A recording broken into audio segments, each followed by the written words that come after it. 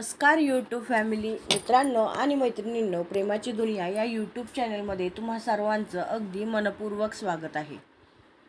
तुम्ही जर आपल्या या चॅनलवर नवीन असाल तर या चॅनलला आत्ताच लाईक, शेअर आणि त्याचबरोबर सबस्क्राईब करून ठेवा, जेणेकरून यावरील नवनवीन अपडेट्स तुमच्यापर्यंत पोहोचत राहतील. ही कथा खूपच रहस्य आणि रोमॅन्टिक असणार आहे, त्यामुळे आपल्या या चॅनलला आत्ताच सबस्क्राईब करून ठेवा. चला तर मग वेळ न दवडता सुरुवात करूया आजच्या या सुंदर भागाला. अमन बाहेर पडल्यावर सियाचा फोन वाजला. समोरून एक घाबरलेला आवाज आला. डॉक्टर सिया, मी अर्जुन सेठ बोलतोय. सिया स्तब्ध झाली. तुम्ही जिवंत आहात? ती म्हणाली. हो, पण माझ्याकडे खूप कमी वेळ आहे. तुमच्या आईवडिलांच्या मृत्यूचं सत्य मला माहीत आहे. अर्जुनचं बोलणं ऐकताच सियाचा श्वास अडकला. तुम्ही कुठे आहात? तिने विचारलं. अर्जुनचा आवाज थरथरत होता. उद्या सकाळी जुना चर्च रोड. तेवढ्यात फोनवर जोराचा धक्का बसल्याचा आवाज झाला. अर्जुन किंचाळला आणि फोन कट झाला. सिया हादरून उभी राहिली, पण तिला हे माहीत नव्हतं की हा फोन फक्त तिच्यासाठी लावलेला एक सापळा होता. रात्रभर सिया अस्वस्थ होती. अर्जुन सेठ जिवंत आहे ही गोष्टच तिच्यासाठी धक्कादायक होती, पण त्याने सांगितलेलं वाक्य तिच्या मनात सतत घुमत होतं. तुझ्या आईवडिलांच्या मृत्यूचं सत्य मला माहीत आहे. तिला सकाळ होण्याची वाटही पाहवत नव्हती. सकाळी सिया घरातून बाहेर पडणार इतक्यात अमन तिच्या दारात उभा होता. तुम्ही कुठे चाललात? त्याने विचारलं. सिया थोडी दचकली. तुम्हाला कसं माहीत मी बाहेर जाणार आहे? ती म्हणाली. अमनच्या हातात तिच्या अपार्टमेंटच्या सुरक्षा कॅमेऱ्याचा स्क्रीनशॉट होता. काल रात्रीपासून तुमच्या बिल्डिंगभोवती एकच गाडी सतत फिरतेय, त्यामुळे तुम्ही एकटी जाणार नाही. सिया वैतागून म्हणाली. अमन, ही माझी लढाई आहे. अमन शांतपणे म्हणाला. हो, मला माहीत आहे, पण लढाई तुमची असली तरी तुम्ही एकटी नाही. सिया काही क्षण त्याच्याकडे पाहत राहिली. मग तिने हलकेच मान डोलावली. जुना चर्च रोड, ती म्हणाली. सकाळची धूसर वेळ होती. रस्त्याच्या दोन्ही बाजूंना जुन्या इमारती आणि बंद दुकाने दिसत होती. सिया आणि अमन कारमधून उतरले. तोच सियाचा फोन वाजला. त्यावर अर्जुनचा मेसेज होता. जुन्या चर्चच्या मागच्या दरवाजातून या. अमनने आजूबाजूला पाहिलं. हे ठिकाण सुरक्षित वाटत नाही, तो म्हणाला. सिया म्हणाली. काहीही झालं तरी मला त्याला भेटायलाच हवं. ती चर्चच्या मागच्या बाजूला गेली. तिथे एक वृद्ध माणूस भिंतीला टेकून बसला होता. तो होता अर्जुन सेठ. त्याच्या चेहऱ्यावर जखमा होत्या. सियाला पाहताच तो घाबरला. तू आलीस? तो म्हणाला. सिया त्याच्याजवळ बसली. माझ्या आईवडिलांसोबत काय झालं होतं? तिने विचारलं. अर्जुनने थरथरत्या हाताने खिशातून एक छोटं मेमरी कार्ड काढलं. यात त्या रात्रीचा पुरावा आहे, तो म्हणाला. तो पुढे काही बोलणार इतक्यात एका गोळीचा आवाज झाला. ती गोळी अर्जुनच्या खांद्याला लागली होती. सिया जोरात किंचाळली. अमनने ताबडतोब सियाला खाली वाकवलं. तो म्हणाला. सिया, खाली राहा. अमनने अर्जुनला देखील सुरक्षित ठिकाणी ओढलं. तो जखमी असला तरीही शुद्धीत होता. अमनने रुमालाने त्याच्या जखमेवर दाब दिला. ॲम्ब्युलन्सना कॉल करा, तो ओरडला. सियाने थरथरत्या हाताने फोन काढला आणि ॲम्ब्युलन्सनं फोन केला. काही वेळाने अर्जुनला क्रिस्टल सुपर स्पेशालिटी हॉस्पिटलमध्ये आणण्यात आलं, पण त्याची प्रकृती अत्यंत गंभीर होती. सिया त्याला ऑपरेशन थिएटरमध्ये नेण्यासाठी धावत होती. तेवढ्यात हॉस्पिटलच्या बाहेर पुन्हा एकदा मीडियाची गर्दी झाली होती. नवीन बातमी व्हायरल झाली. निलंबित डॉक्टर सिया अरोरा गुप्त भेटीसाठी गेली. पत्रकारावर हल्ल्याशी संबंध. सिया हादरली होती. कोणीतरी तिच्या प्रत्येक हालचालीवर नजर ठेवत होतं, हे आता तिला स्पष्टच समजलं होतं.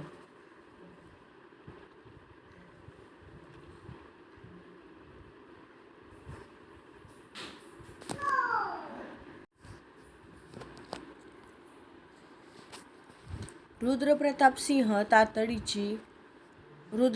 सिंह यांनी तातडीची बैठक बोलावली.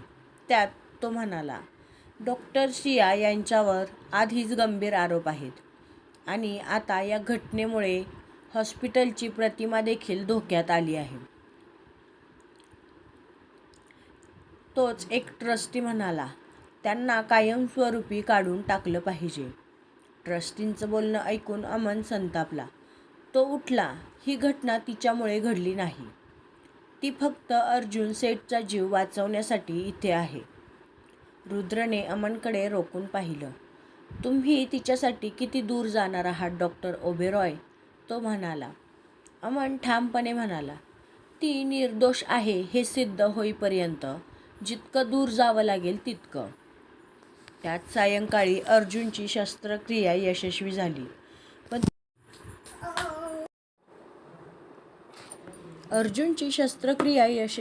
होती, पण तो अजूनही शुद्धीवर आला नव्हता. सिया ICU बाहेर बसली होती. तिचे हात थरथरत होते. अमन येऊन तिच्या बाजूला बसला. मेमरी कार्ड कुठे आहे?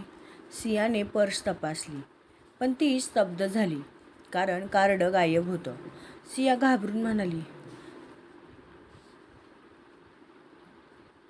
ते माझ्याकडे होतं, पण आता कुठे गेलं? अमनने तिचा हात पकडला. आपण शोधू, तो म्हणतो. सिया मात्र त्याच्याकडे पाहत म्हणाली, माझ्यामुळे तुम्हीही या सगळ्यामध्ये अडकत चालला आहात. अमनचा आवाज मृदू झाला. मी अडकलो नाहीये सिया, मी स्वतःहून तुझ्या बाजूने उभा आहे, तो म्हणाला. सियाच्या डोळ्यात नकळत अश्रू आले. ती नकळत त्याच्या खांद्यावर डोकं टेकवते. अमन हलकेच तिच्या डोक्यावर हात ठेवतो. त्या क्षणी शब्दांची गरज नव्हती. रात्री उशिरा अमनच्या घरी त्याची आई नंदिनी ओबेरॉय चिंतेत बसली होती. अमन घरी येताच ती म्हणाली, तू त्या सिया अरोरापासून दूर राहा. अमन चकित झाला. का?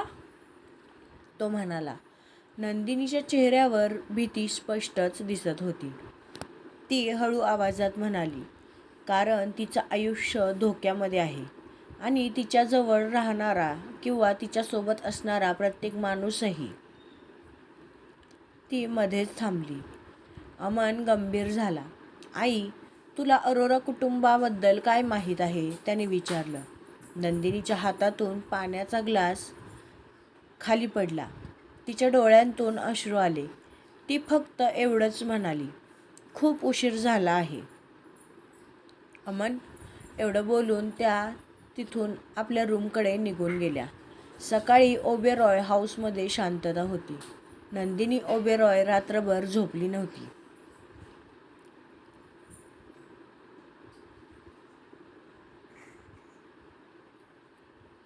तिच्या डोळ्यांसमोर सतत सियाचा चेहरा आणि 15 वर्षांपूर्वीची ती काळोखी रात्र येत होती. अमन तिच्यासमोर येऊन उभा राहिला. आई, काल तू जे बोललीस त्याचा अर्थ काय? त्याने विचारलं. नंदिनीने नजर खाली केली. अमन, काही प्रश्नांची उत्तरं वेळेआधी मिळाली तर आयुष्य उद्ध्वस्त होऊ शकतं, ती म्हणाली. अमनचा आवाज कठोर झाला. म्हणजे तुला सियाच्या कुटुंबाबद्दल काहीतरी माहिती आहे, तो म्हणाला. नंदिनीच्या डोळ्यात पाणी आलं. तिच्या वडिलांनी कधीतरी तुझ्या वडिलांचा जीव वाचवला होता, बस इतकंच मला माहीत आहे, नंदिनी म्हणाली. अमनला मात्र तिचं उत्तर अपूर्ण वाटलं, पण नंदिनीने विषय बदलला. त्या मुलीपासून दूर राहा अमन, तिच्या आयुष्यात खूप धोका आहे. अमन शांतपणे म्हणाला, धोका तिच्या आयुष्यात आहे आणि म्हणूनच मी तिला एकटी सोडू शकत नाही. क्रिस्टल सुपर स्पेशालिटी हॉस्पिटलमध्ये सिया ICU बाहेर बसली होती. अर्जुन सेठ अजूनही बेशुद्ध होता. त्याचवेळी सिक्युरिटी हेड तिथे आला. डॉक्टर अरोरा, तुमच्या अपार्टमेंटची तपासणी झाली आहे, तो म्हणाला. सिया घाबरली. काय झालं, तिने विचारलं. तुमच्या घरातून हॉस्पिटलचे काही गोपनीय कागद सापडले आहेत, गार्ड म्हणाला. आता मात्र सियाचा चेहरा फिकट पडला होता. हे कसं शक्य आहे? नाही, हे अशक्य आहे. मी काहीही केलं नाही, ती म्हणाली. पोलिसांनी तुम्हाला चौकशीसाठी बोलावलं आहे, गार्डने सांगितलं. सिया स्तब्ध झाली होती. तिच्यावरचा कट आता अधिकच धोकादायक झाला होता. तेवढ्यात रुद्रप्रताप सिंह तिथे आला. त्याचा आवाज शांत होता. तो म्हणाला, डॉक्टर सिया, परिस्थिती तुमच्या विरोधात आहे. सिया रागाने म्हणाली, परिस्थिती नाही, कोणीतरी मुद्दामून मला या सगळ्यांमध्ये अडकवत आहे. रुद्र तिच्याकडे पाहत म्हणाला, काही वेळा सत्य शोधणाऱ्यालाच गुन्हेगार बनवलं जातं. सिया दचकली. तुम्हाला नक्की काय माहीत आहे, तिने विचारलं. पण रुद्रप्रताप कोणतेही उत्तर न देता निघून गेला. त्यात संध्याकाळी पोलीस स्टेशनच्या बाहेर मीडिया आणि लोकांची तुफान गर्दी जमली होती. सियाला चौकशीसाठी आत नेलं जात होतं.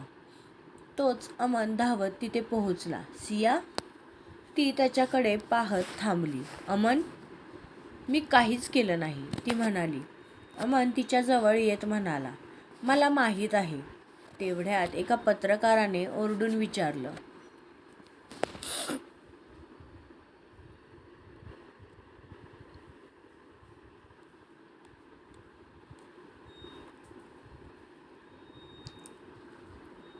डॉक्टर ओबेरॉय, तुमचा आणि डॉक्टर अरोरा यांचा नेमका संबंध काय आहे? तुम्ही तिच्यासाठी इतके का लढत आहात? अमन काही क्षण शांत राहिला. त्याने सियाकडे पाहिलं. तिच्या डोळ्यात भीती स्पष्ट जाणवत होती. क्षणातच अमनने तिचा हात हातात घेतला आणि सर्वांसमोर म्हणाला, कारण डॉक्टर सिया अरोरा माझी होणारी पत्नी आहे. सगळीकडे एकच गोंधळ उडाला. सिया देखील स्तब्ध झाली होती. अमन, तुम्ही काय बोलताय, ती म्हणाली. अमन हळू आवाजात म्हणाला, माझ्यावर विश्वास ठेवा. त्या रात्री ओबेरॉय हाऊसमध्ये तणावपूर्ण वातावरण निर्माण झालं होतं. अमनने सगळ्यांसमोर सांगितलं होतं की तो आणि सिया लवकरच लग्न करणार आहेत. नंदिनी पूर्णपणे हादरली होती. ती म्हणाली, अमन, तू हे करू शकत नाहीस. अमन ठामपणे म्हणाला, आई, मी माझा निर्णय घेतला आहे. तोच सिया त्याला बाजूला घेऊन गेली. ती म्हणाली, तुम्ही माझ्याशी काहीही न बोलता, न विचारता हे कसं बोललात? अमन शांतपणे म्हणाला, कारण आत्ता तुम्हाला सुरक्षित जागा आणि विश्वासार्ह कुटुंबाची गरज आहे.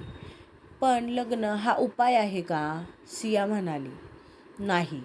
अमनच्या आवाजात प्रामाणिकपणा होता. पण तुमच्यावरचे आरोप जोपर्यंत खोटे आहेत हे सिद्ध होत नाही तोपर्यंत तुम्ही एकटे राहू नका. माझ्या घरात माझ्या नावासोबत तुम्हाला कोणीही सहज हात लावू शकणार नाही, तो म्हणाला. सिया दुखावून म्हणाली, मला कोणाचीही दया नको आहे.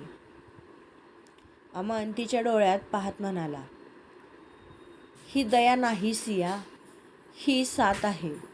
क्षणभर दोघेही शांत झाले. सियाच्या डोळ्यात अश्रू आले. आणि या लग्नानंतरही मी तुमच्यापासून अशीच दूर राहिली तर? तिने विचारलं. सियाने विचारलं. अमन हलकसं हसला. तो म्हणाला, मी वाट पाहीन, जोपर्यंत तुम्ही स्वतःहून माझ्याजवळ यायचं ठरवत नाही तोपर्यंत. काही वेळाने सिया आपल्या खोलीत एकटीच बसली होती. तिच्या हातात तिच्या आईचा जुना फोटो होता. ती फोटोशी हळू आवाजात म्हणाली, आई.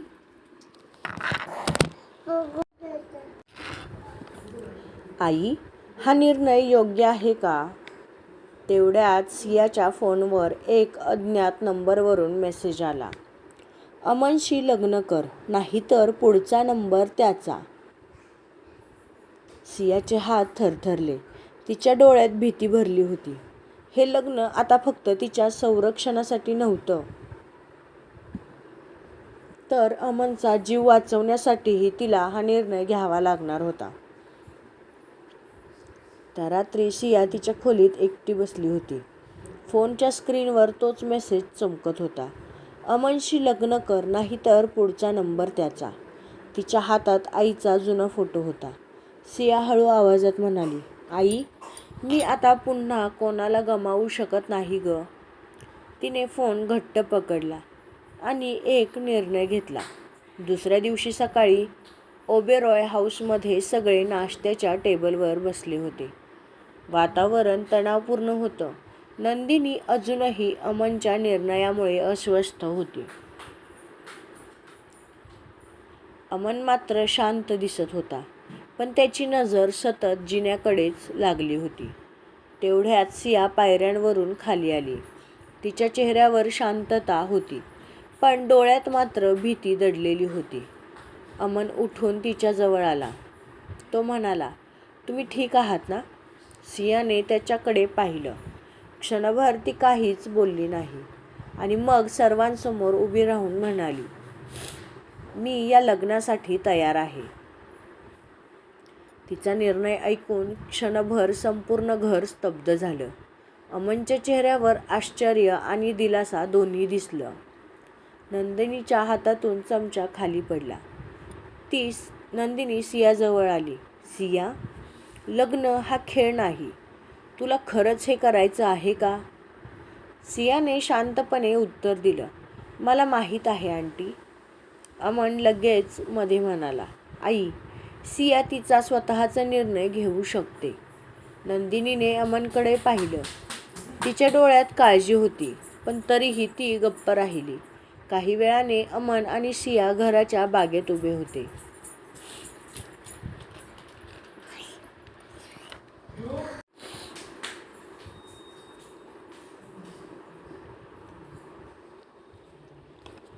अमनने हळू आवाजात विचारलं, सिया, कालपर्यंत तुम्ही या लग्नासाठी तयार नव्हता.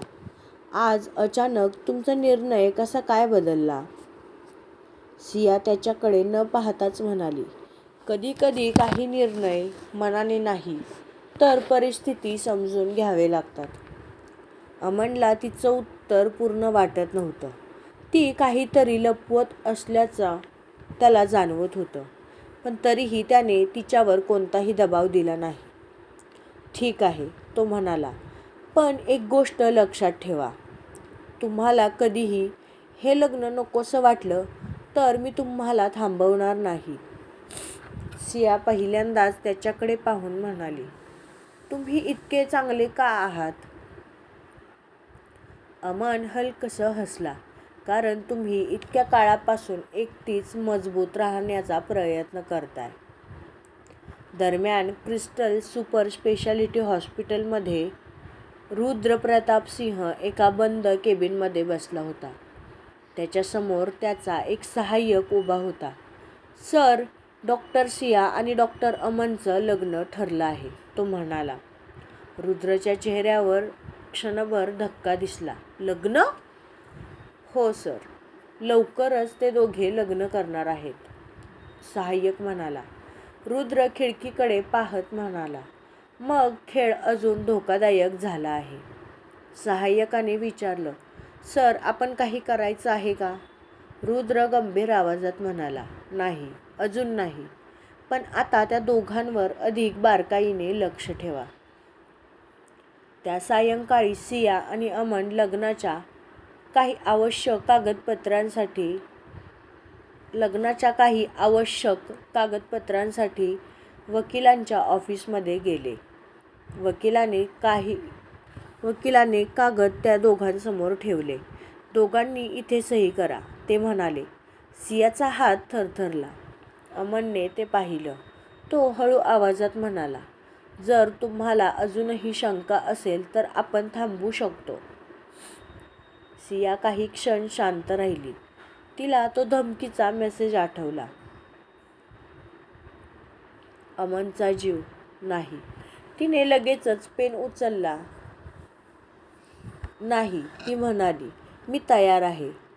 लगेचच सियाने त्या कागदांवर सही केली. अमनने तिच्याकडे पाहिलं. त्याला जाणवत होतं की सिया त्याच्यापासून काहीतरी लपवत आहे. त्या रात्री सिया आपल्या खोलीत परतली. तिच्या फोनवर पुन्हा एक मेसेज आला. शहाणी मुलगी, आता लग्नापर्यंत शांत राहा. सियाच्या डोळ्यात राग स्पष्ट जाणवत होता. ती स्वतःशीच म्हणाली, तुम्हाला काय वाटतं? मी घाबरले आहे?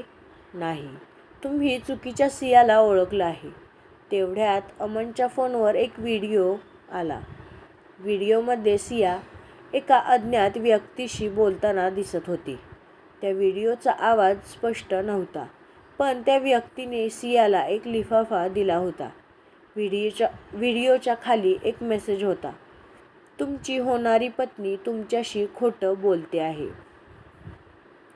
अमनचा चेहरा गंभीर झाला. तो व्हिडिओ पुन्हा पुन्हा पाहत राहिला आणि पहिल्यांदाच त्याच्या मनात सियाबद्दल संशय निर्माण झाला.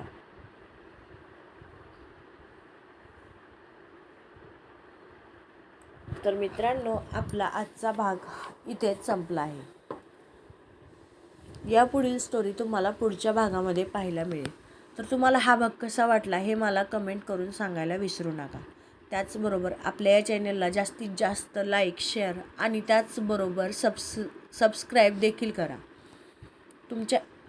तुमचं एक सबस्क्राईब माझ्यासाठी खूप मोठं प्रोत्साहन असणार आहे. त्यामुळे आपल्या या चॅनलला जास्तीत जास्त लाईक, शेअर आणि सबस्क्राईब करायला विसरू नका. चला तर मग भेटूया पुढच्या भागात. तोपर्यंत बाय बाय.